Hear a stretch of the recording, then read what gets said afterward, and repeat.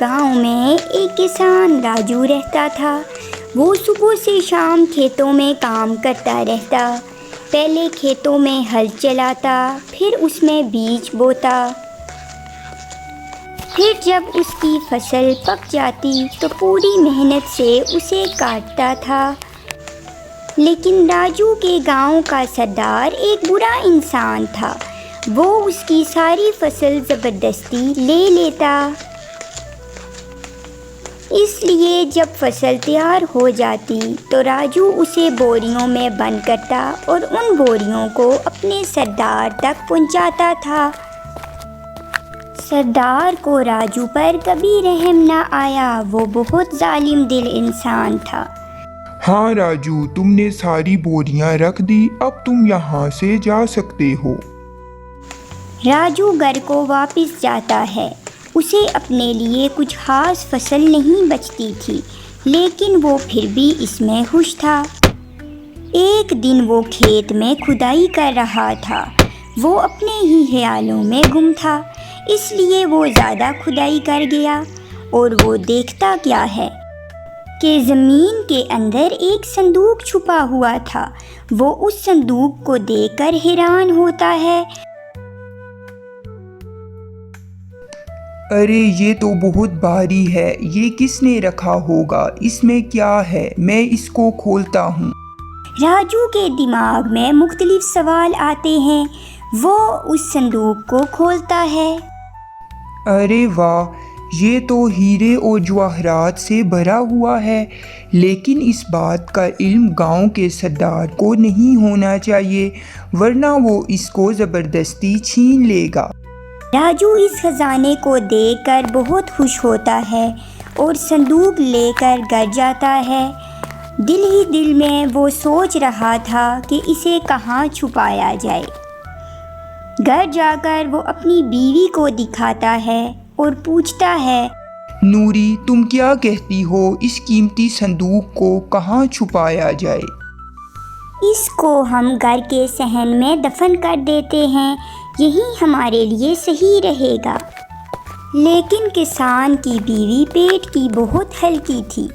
جب وہ پانی بھرنے جاتی ہے تو کسان صندوق کو گھر سے باہر ایک خفیہ جگہ میں دفن کر دیتا ہے، کیونکہ اسے ڈر تھا کہ اس کی بیوی اس راز کو چھپا نہیں سکے گی۔ ادھر کسان کی بیوی راز فاش کر چکی تھی۔ وہ سب کچھ گلابو کو بتا دیتی ہے۔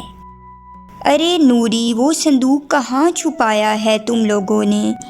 گلابو، کیسی باتیں کرتی ہو؟ اتنا قیمتی صندوق کہاں چھپایا جا سکتا ہے بھلا؟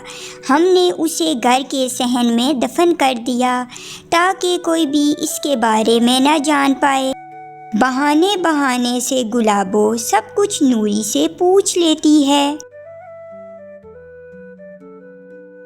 گلابو گھر جا کر سب کچھ اپنے میاں پپو کو بتاتی ہے۔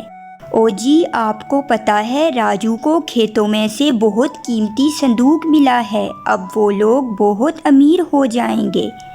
پپو یہ سب سن کر حیران ہوتا ہے اور اسے یہ بات ہضم نہیں ہوتی، اور وہ فوراً یہ بات بتانے کے لیے سردار کے پاس چلا جاتا ہے۔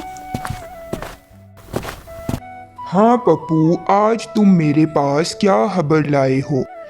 سردار، میں آپ کو ایک بہت ضروری بات بتانے آیا ہوں۔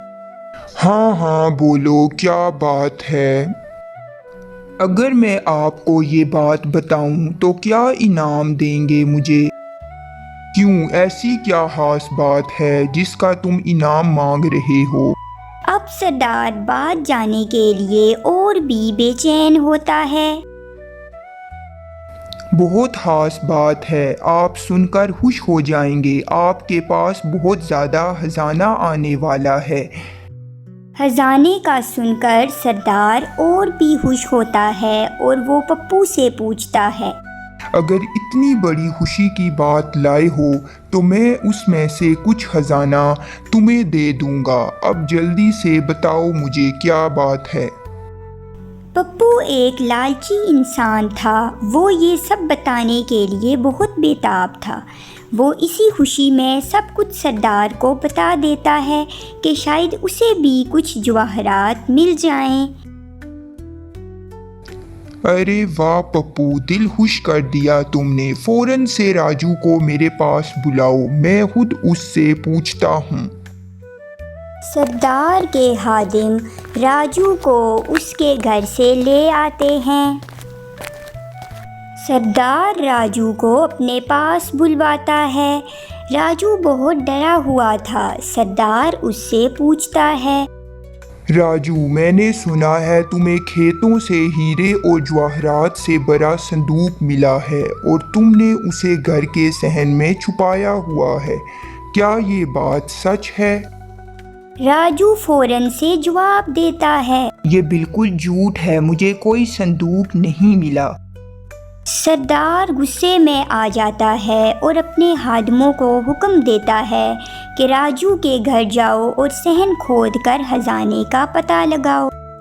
سردار کے خادم راجو کے گھر جا کر صحن کو کھودنے لگتے ہیں تاکہ اس صندوق کا پتہ لگایا جا سکے۔ خادموں نے سارا صحن کھود ڈالا مگر وہاں کوئی خزانہ نظر نہ آیا۔ راجو کی بیوی وہاں کھڑی یہ سب دیکھ رہی تھی۔ وہ خود حیران تھی کہ آخر صندوق کہاں گیا۔ خادم کافی دیر صحن میں کھدائی کرتے رہے لیکن انہیں کوئی خزانہ نہ ملا۔ آخر کار تھک ہار کر وہ دونوں واپس چلے جاتے ہیں۔ یوں غریب کسان اپنی عقل مندی سے اپنے خزانے کو بچا لیتا ہے۔ تو دوستو، ہمیں اس کہانی سے یہ سبق ملتا ہے کہ ہمیں چھوٹی چھوٹی باتوں کو نظر انداز کر کے صبر، برداشت اور عقل مندی سے کام لینا چاہیے۔